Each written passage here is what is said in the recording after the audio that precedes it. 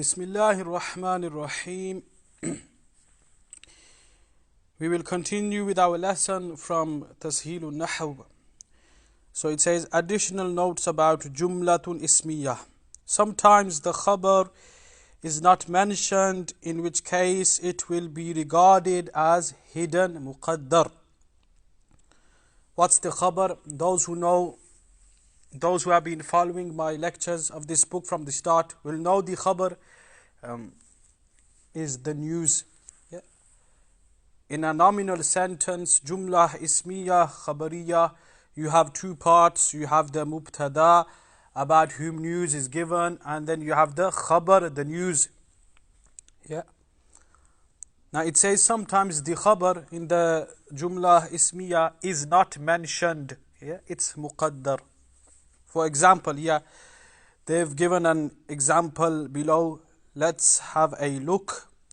Al-Imamu fil masjidi. The Imam is in the mosque. So here it says the Khabar hadirun is muqaddar, hidden after al-Imamu. Yeah? Hadirun is ism fa'il, means he's present. Yeah. So the Imam is present in the mosque. So you have al-Imamu, the Mubtada, you have hadirun, Khabar muqaddar. And then fi the harf jar and al-Masjid majroor. Okay. So the harf jar is a causative particle. We covered this before. Yeah. The harf jar, what does it do? It causes the noun coming after it to be majroor. Majroor, that noun, that word which ends with the i'rab of jar is majroor. Yeah. Al-Masjid. It's not al-Masjida, al-Masjidu. It's al-Masjidi. Yeah. Al-Masjid is majroor. It's ending with the i'rab of jar. What's the i'rab of jar? The kasra below the dal. And what has caused al-Masjid to be majroor? The harf jar coming before it, fi. Yeah, fi. So fi is a harf jar and al-Masjid is majroor. Yeah, because it's ending with the i'rab of jar. So here it says the khabar muqaddar is hadirun. And the harf jar and majroor combination is called jar majroor. We call it jar majroor. Yeah. The jar majroor will become muta'alliq, will join to hadirun. Okay. Now this is what happens in the Arabic texts. When you get a jar majroor, you make it muta'alliq. You join it with the fi'al, or you can join it with the ism fa'il, or any of those words which are known to be shibhu fi'al. Yeah. Like the sifat mushabbaha, etc. Yeah, you will study this when you move on. Okay. So here we will make the jar majroor fil masjid muta'alliq, join it to hadirun. Yeah. Okay. So the Imam is in the mosque, i.e. the Imam is present in the mosque. Yeah. So in the mosque is being joined to hadirun. Yeah. Yeah. And the dhamir inside hadirun, huwa, is going back to al-Imam, yeah, which is the fa'il. Okay, the khabar can be a complete sentence. Look. Zaydun abuhu alimun. So here you see Zayd. This is the mubtada. Abuhu, his father. Whose father? Zayd's father. Alimun is an alim, is knowledgeable. So Zaydun is the mubtada. Abuhu, what's this? Mudaf, mudaf ilayh combination. Yeah, mudaf, mudaf ilayh. Abu is mudaf, and the dhamir attached with it, huwa. Yeah, this is the mudaf ilayh. Okay. Now remember this rule. Any dhamir which is joined with the ism noun, attached with the noun ism, will always be mudaf ilayh. Mudaf ilayh. Okay. So Abu means father. Abuhu, his father. Okay. So dhamir was huwa. Yeah. Huwa means he. This dhamir pronoun is used for singular masculine third person. Okay. And when we join this dhamir to the noun which is marfu', it's written as hu. Okay. Abuhu, his father. And This will also become the mubtada. Okay, abuhu. And then alimun will become the khabar. Mubtada and khabar will become jumla ismiya khabariya, and then this will become the khabar for Zaidun. Okay? Okay? You see? So Zaidun is mubtada. Yeah, we are giving news about Zaid. What's the news? Abuhu alimun, that his father is an alim. So another sentence has come, and this sentence is the khabar for Zaid. Yeah. So how will you analyze this sentence? You will say Zaidun is the mubtada, Abu is mudaf, the damir huwa, which is attached to Abu, this is mudaf ilayh. Okay. And then this will become the mubtada, and alimun is the khabar. Okay. Yeah, that his father is an alim. Okay.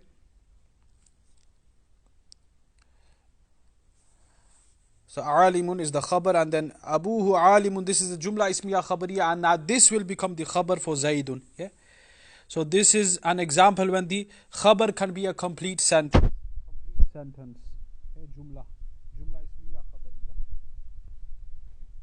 Look at this example. Zaidun akala ta'ama.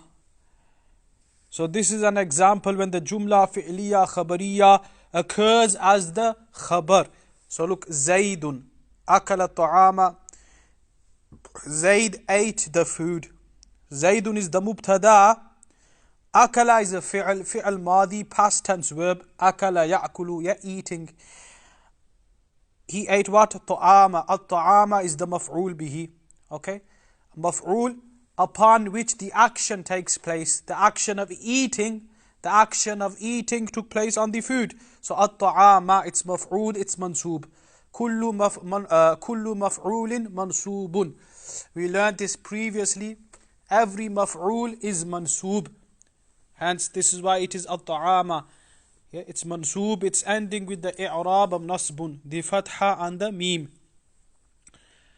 So akala is the fi'l, at-ta'ama is maf'ul, and this is a jumla fi'liya khabariya, and now this will become the khabar of Zaid. Yeah. So Zaidun is the mubtada, akala fi'l, at-ta'ama maf'ul bihi. This is a jumla fi'liya khabariya, and now this jumla fi'liya khabariya will become the khabar for Zaidun. Zaidun mubtada and the khabar joins together, and this becomes a jumla ismiya khabariya. Yeah, because this jumla, this sentence is starting with a noun, Zaid, name of a person. And that sentence, that jumla which begins with a noun and ism, what do we say? It's a jumla ismiya khabariyah. Okay. So above was an example when the khabar occurred as a mukammal full jumla ismiya khabariya, and now you've just come across an example when the jumla fi'liya khabariya occurs as the khabar for the mubtada. Okay, and I remember the damir which is mudaf ilay in the example above, abuhu, we say it is majroor muttasil. Yeah, why is it majroor? Because it's mudaf ilay. Yeah, the mudaf ilay is majroor. Muttasil meaning it's joined with the ism, with the noun. Okay, muttasil, it's joined with the ism, with the noun. Okay, damir, pronoun. Okay, here it says exercise, translate, fill in the i'rab and analyze the following sentences. Okay, let's have a look at the first one. So what does it say? Al-qalamu fil fasli. Al-qalamu fil fasli. What's al-qalam? It's mubtada, isn't it? Yeah. Al-qalamu fil fasli. The pen is in the class. Okay. The pen is in the class. Now fi, what's fi? Harf jar. Yeah. Causative particle. It causes the noun that comes after it to be majroor. Yeah, that's why we read fil fasli, majroor. That noun, that ism which ends with the i'rab of jar, we will say it is majroor. Okay, so al-qalamu fil fasli, the pen is in the classroom.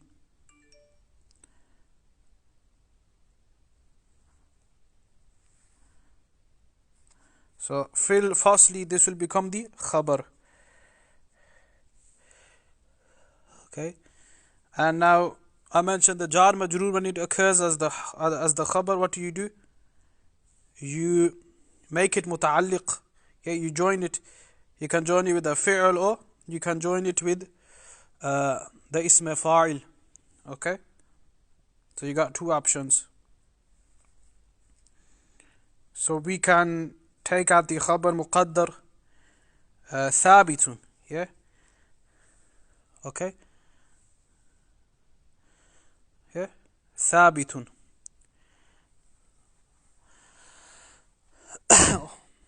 Or you can say al-qalamu mawjudun. Take out mawjudun, that the pen is present in the class. The pen is found in the class.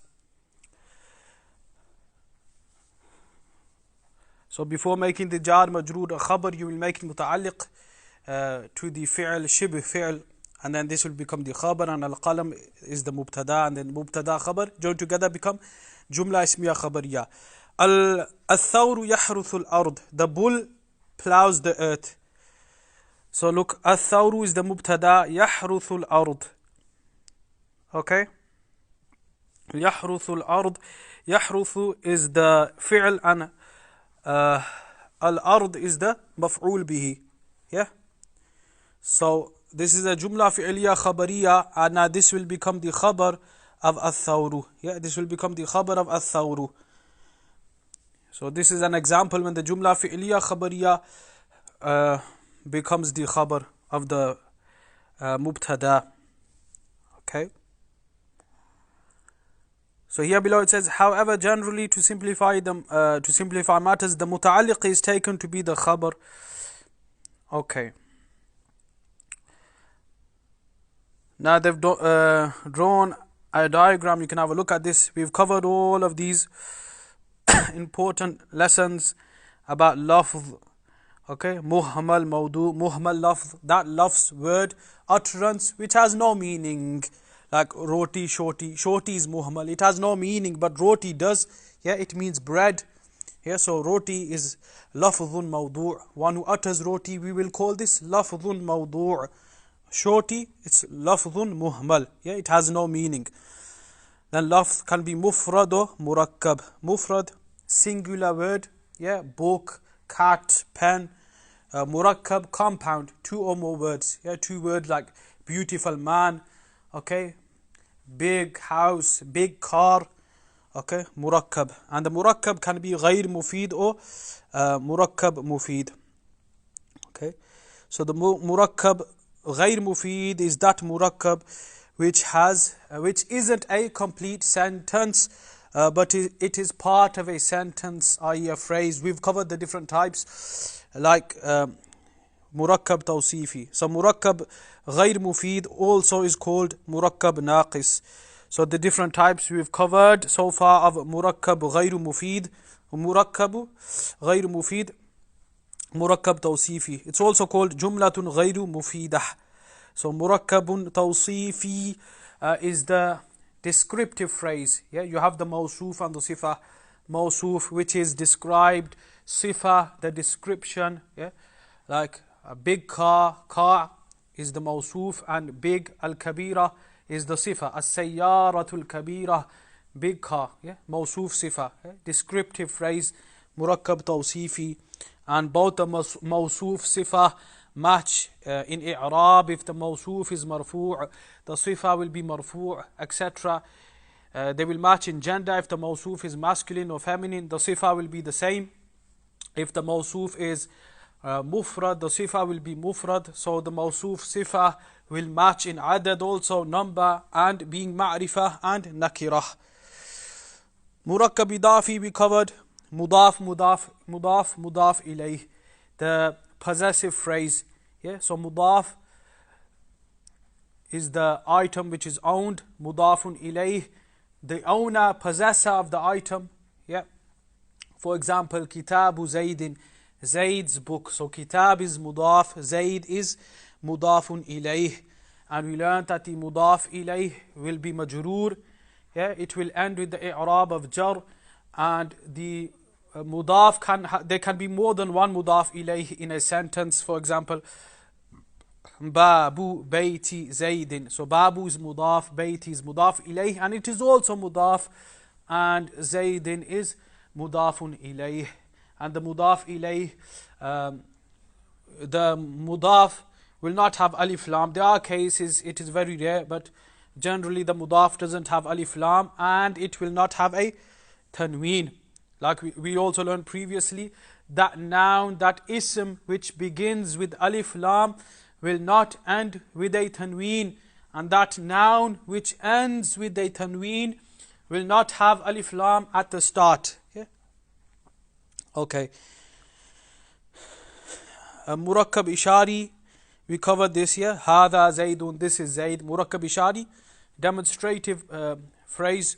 Murakkab, that noun we use to point towards something, like hada means this, is called ismul ishara, and that who is pointed at, the item, the person we point towards, is the musharun ilayh. Yeah, so murakkab ishari, we covered this as well. Murakkab binai, yeah, numbers like arba'ata ashara, from 11 till 19, the numbers, yeah, arba'ata ashara, etc., 14.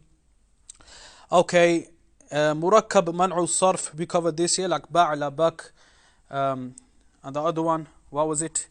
Ba'la bak and ma'di karib. Okay, hadara maut, yeah, two words which were separate and then they joined together. Okay, and the murakkab mufid, the two types, yeah, jumlatun mufidah, yeah, that murakkab compound phrase which is a complete sentence, yeah, two or more words, complete sentence, like athawbu nadhifun, yeah, you have two words here, but it's a complete sentence. Athawbu, the dress, is the mubtada, nadhifun is the khabar.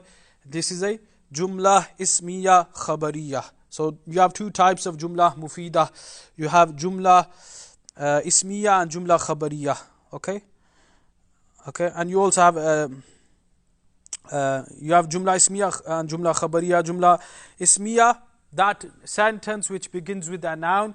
There's two parts. You have the mubtada, about whom news is given, khabar, the news. Okay, and the mubtada is generally ma'rifah, we learned this, and the khabar is nakira. Okay, and we covered the jumla fi'liyah khabariyah. So that sentence which begins with an ism, a noun, is a jumla ismiyah khabariyah. Jumla fi'liyah, verbal sentence, that noun, that sentence, jumla, which begins with a fi'l, a verb, is a jumla fi'liyah khabariyah. Okay, and if the fi'l is fi'l lazim, we won't add a maf'ul upon which the action takes place. And if the fi'l is fi'l muta'addi, that fi'l which has a maf'ul as well. Okay, maf'ul upon which the action takes place. For example, I say daraba Zaydun amran, Zayd hit Amr. Yeah, so Zayd is the fa'il, one doing the action. Okay, and hitting is the action, and who was hit? Amr. So Amr is the maf'ul bihi, upon whom the action of hitting took place, is Amr. So Amr is the maf'ul. Yeah. Okay. So Jumla fi'liyah, we covered this as well. Jumla insha'iyah, that sentence which has no news. Okay. There were different types you mentioned. Okay, like a question. Yeah. There's no news found in a question. Like I say, how old are you? Yeah. And how do we recognize a Jumla insha'iyah? Yeah. There's no possibility of it being true or false. Can you say that you're telling the truth or lying if I ask a question? If I ask you, how old are you? No, you can't. So this is a Jumla insha'iyah. Yeah. But that sentence about which you can question whether it's true or false, such a sentence is called Jumla Khabariyah, and there are two types. Jumla Ismiyyah Khabariyah, nominal sentence, and the Jumla Fi'liyah Khabariyah, Jumla Fi'liyah, verbal sentence. And the Jumla Insha'iyah, this isn't a sentence in which we learn about news. Okay, so it can be a question Okay, istifham, you call this, or amr, ordering somebody to do something. Nahyun, okay, forbidding somebody from performing an action. Okay, arz, ardun, qasam, an oath, ta'ajjub, uqud. So you can have a look at all of these. We have mentioned these in one of the previous lessons. Okay, yeah, so have a look at this diagram. Yeah, screenshot it. It's very useful for your revision. We will stop here. Allah Ta'ala grant us all beneficial knowledge, ilm nafi', knowledge that will benefit us in this life and in the hereafter. Allah Ta'ala grant us the ability to act upon the knowledge of Al-Islam we attain and to spread it to our family members, our friends with good intentions. Allah Ta'ala grant us success in this life and in the hereafter. Grant us fahmul Quran, the blessings of the Quran. Allah Ta'ala illuminate our hearts with the light of Al-Quranul Kareem. Ameen. Assalamu alaikum wa rahmatullahi wa barakatuh.